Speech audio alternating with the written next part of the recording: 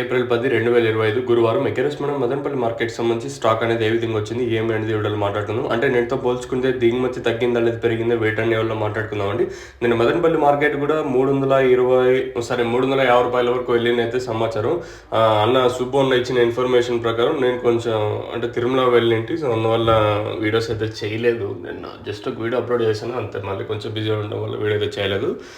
So నిన్న ములకల్చెరు market కూడా రూ. 240, రూ. 250 వరకు అయితే సూపర్ టాప్ అయితే వెళ్ళింది. మదనపల్లి మార్కెట్ కూడా టీవీఎస్ మండిలో రూ. 350 అయితే సూపర్ టాప్ అయితే వెళ్ళింది. ఇంకా రోజు రోజుకు ఏమన్నా ఈ స్టాక్ కొంచెం అటు ఇటుగా వస్తే రేట్లు ఏమన్నా పెరిగే ఛాన్స్ ఉంటుందా ఏమి అనేది చూడాలి. సో చాలా రోజులు అయిపోయిందిలేండి, దాదాపు 4 months 4 నెలలు అయిపోయింది రేట్లు పెరిగి కూడా. సో కన్సిస్టెంట్గా ఒక రోజు పెరిగినాయంటే ఏమైనా పండుగ వచ్చిందనుకో, ఒక ఊర్లో ఏమన్నా పండుగ వచ్చిందంటే ఒక 10, 20, ఒక రూ. 50 వరకు పెరుగుతుంది.